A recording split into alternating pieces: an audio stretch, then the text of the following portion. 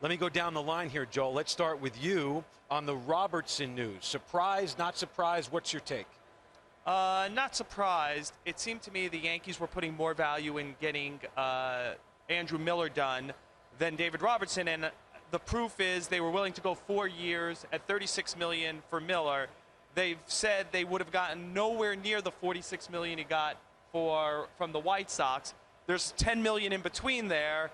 You would think that they would value a guy with closing experience over Miller. So if they were going nowhere near it, you got to go to at least 40 to be above Miller and below this. So it feels like they valued Miller. The one gigantic thought I have is, boy, the Yankees don't develop a lot of great players from their farm system, and they've now lost 2 of their best in the last 2 off seasons in Robinson Cano and David Robertson. That's a really good point. Sweeney, what's your take? Yeah, I think the Yankees made a concerted effort to obviously improve their bullpen when they signed Miller. I don't think they were afraid to let Robertson go. I know they feel very good about having Betances from the right side, Miller from the left side, and a host of other arms that they think still gives them a very deep bullpen. Plus, don't forget, they still need starting pitchers, Matt. They have a lot of injury concerns with the guys that are there. They don't have as deep a rotation anymore. They still need to pick up some starters. $46 million for a closer, Dan. What is your take on this deal? What does it mean for Chicago? Well, absolutely it's a surprise just because this is a team that has always developed its own guys. Addison Reed, Sergio Santos. You go down the line, they've developed within for a long time. Earlier today, Rick Hahn said, we need to improve the bullpen. We're going to do what it takes. We have to figure out how we're going to allocate the resources. Spending $46 million on a closer is a little bit surprising, but it's a huge move, and they've shown this kind of want for being in win-now mode for the last month. They were aggressive after Zach Duke. They were aggressive after Adam LaRoche. Jeff Samardzija trades going down. I mean, you look at this team. They love the Jose Abreu, Chris Sale, the base there, basically. Sure. And they wanted to build off that because I think they knew that these guys are in their primes right now. I'll say this, just to follow up on that. If you think about it, Jose Abreu and Chris Sale are probably 2 of the 10 or 15 best players, at least in the American League. If not, they're on 2 of the better contracts, long-term contracts in the sport. It really affords a team the ability to go out and spend money. You want to add Jose Quintana is on an excellent contract as well. Adam Eaton is even close to arbitration eligible. He's a pretty good player. So you're talking about 4 core players who are on great contracts. It allows you to go out. And you know what Sox this smells like? Not White Sox. This is kind of what the Red Sox did 2 off seasons ago, right? Victorino and Napoli and Carp, they put a whole lot of good players on the field.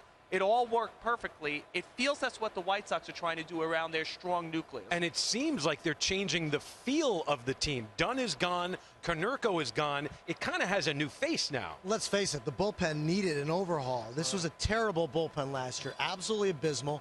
Their relievers finished first in the league in walks allowed and last in strikeouts. Bad combination. David Robertson is the guy they definitely needed. Gee, I'll tell you what, Dan, they're probably looking at the Royals and they're going, how do you win? How do you compete for a wild card? Oh, yeah, a sick bullpen. I guess that's where they're headed. Absolutely, because they also led in ground ball rate last year. So you need that at U.S. Cellular Field. That's a hitter's ballpark.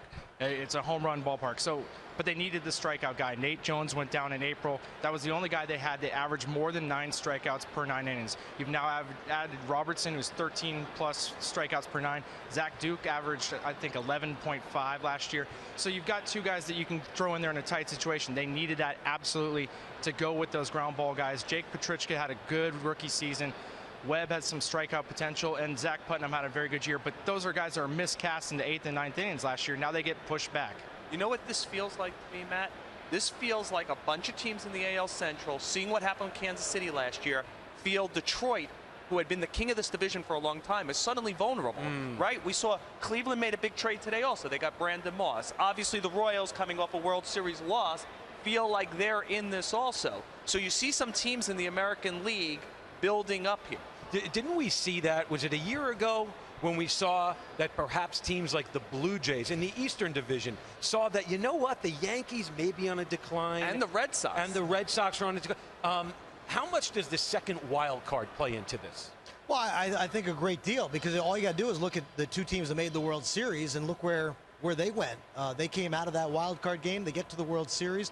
You don't have to win 95 games to get to a World Series anymore. You win 88, 89 games, you've got a chance. And I think the Blue Jays have shown, just to mention what you're talking about, they're still doing that. They still see the East as vulnerable. This is how teams are going about it. You pounce when you see these teams vulnerable. I don't want to gloss over the Samardzija trade. What are they getting?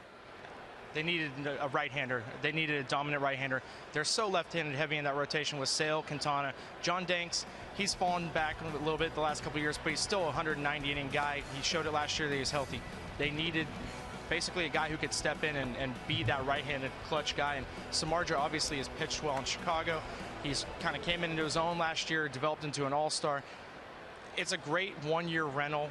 I don't think that there's much thought that he's going to test free agency. I mean, he's made it very clear he is going out there. So they know what they're getting here.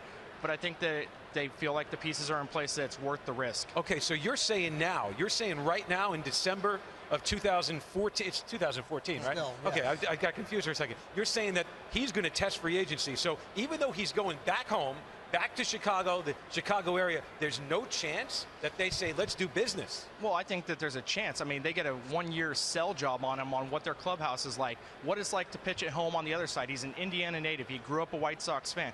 But at the same time, he's a guy that's very pro-union. He wants the fair deal. And I think that that's a pretty strong indication. There's been no let-up that they were going to do anything but go to free agency. So I think, I mean, hey, you get a chance to push the White Sox, and maybe that helps, but I don't think there's going to be a hometown discount. You know what's fascinating to me? I think we all began this offseason saying, boy, I can't wait to find out what the team from Chicago does.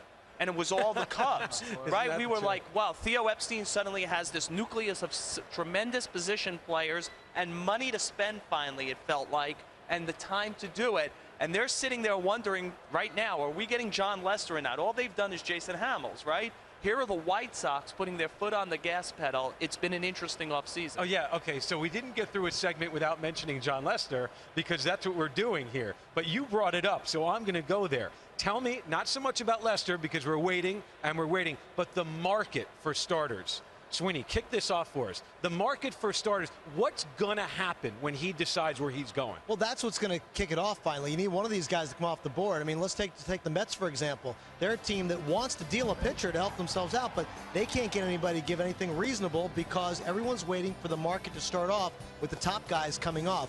Lester, Scherzer, Shields. Once those guys tumble down, then things will open up because a lot of teams will still need pitching. They're going after offense early, but everybody still knows pitching is what wins. What do you think? Well, I think you need a trigger point in the offseason. I think we're just about to see it in the relief market, right? David Robertson came off the board, so there were a couple of teams looking at relievers. Like, I think the Yankees are still going to go get a traditional closer to work with Betances and Miller, like a Jason Grilli type to come in. But Robertson needed to go for that market to open. And I think now Jason Grilli, Luke Gregerson, Sergio Romo, Pat Neshek, maybe Francisco Rodriguez, Rafael Soriano. I think you're going to see dominoes fall. I think the same exact thing happens once Lester goes, then suddenly who didn't get? Those teams are still, right? San Francisco's still going to need a starter. They're probably going to go down a lot. I keep hearing they're in for Francisco Liriano if they don't get Lester. But the Cubs are going to want to do something high up in the rotation. So does that open up Cole Hamels to them? Does it open up Cole Hamels to Boston? So I think you need that first guy to go so everyone clarifies, we didn't get him, we need to do it. Free agents look at it and say, oh, he got this, so I could draft behind it. He got 25, maybe I could get 15. He brought up a great point, Dan. I always do. Well, yeah, many times a day, I may add. He brought up the good point about Chicago, and it's the White Sox being active. How much do the Cubs need something big in Chicago from the Chicago standpoint to keep up with what the White Sox are doing right now? Well, I mean, I think Joe Madden kind of set the standard. You get out there and the prospects they have are fantastic. They really have 10 guys that they can throw out there and maybe 3 of them hit, and you have a long-term foundation for success, which I think that's great. And then you add to it. I think the Cubs really have done a good job of building. The White Sox had quietly done it. They added Abreu, Eaton, all the guys we've been talking about, and I think they felt like their foundation was further along. So you're right. I mean, I think the Cubs struck first. They'll respond. They have a little bit of money. They have the want. I think the thing that was really good about this for the White Sox is this happened before the Lester deal, before other teams that maybe missed out would try and trade for Jeff Samardzija. Yeah, that's a great point, because if trades do open up, there'd be many more teams in for a guy like Samardzija. Absolutely. And like I said, everyone's been after this offensive front early. With the down cycle in 2014, people think, listen, we need bats, but they come back around to realize you still need the guys to pitch. You need guys to go deep into the game, and now you also need guys to close them out. You know what I find amazing? This has been a very interesting segment. I really mean that. I think there's been educational for me also. But we always think of the Yankees as the big team. We really almost glossed over them here. We talked a lot about the White Sox, and I will just throw out one thought. Will it be tougher for the Yankees to replace the guy who replaced Mariano Rivera than to replace Mariano Rivera? Remember, David Robertson is the rare reliever who had been durable for multiple years and dependable for multiple years. Usually there's real volatility with relief pitchers. There's not a lot of David Robertsons who are metronomes. They're good every year, year after year. And he knew what it was to pitch in New York. He had learned from Rivera in the same bullpen. He went in and did it really well. Sweeney watched it all year, how well he replaced the greatest closer ever. Now the guys who are there right now for the Yankees, Dellin Betances, at this time last year, the Yankees were happy he got a fourth option because they thought they were going to stick him in the minor leagues again. Hey, good, we'll get him in the minor leagues. Andrew Miller has never put together 2 healthy, strong years in his career. You know, Justin Wilson, Sean Kelly. So the Yankees were actually better positioned to replace, as hard as this is to believe, they were better positioned to replace Mariano Rivera. How about it? Than the guy who replaced Mariano Rivera. You hit on it earlier. You know, the Yankees let Robinson Cano go, then they let David Robertson go. You're talking about homegrown guys. What's one thing we've talked about how the Yankees value? Guys who, you know, they can do it in that uniform, in that stadium, in that market. They had 2 guys who were proven under fire, and all of a sudden they priced themselves out and they let them go. Dan gets the final word here because this is the White Sox night so far. You never know what's going to happen. Yes or no? They can contend for the Central as this team is constituted today. Need a little bit more. They need the defense has averaged 114 errors the last 2 seasons. I think that needs to be stepped up. I think that left field could be they're looking to fix that, but they've gotten so much better. I mean, the bullpen has grown by leaps and bounds with the 2 signings, and those kids get to be pushed back and be in much more comfortable roles. The rotation is so much better on paper as it right now. They can definitely, they're close. They're really close, I think. All right, very good. Good stuff, guys.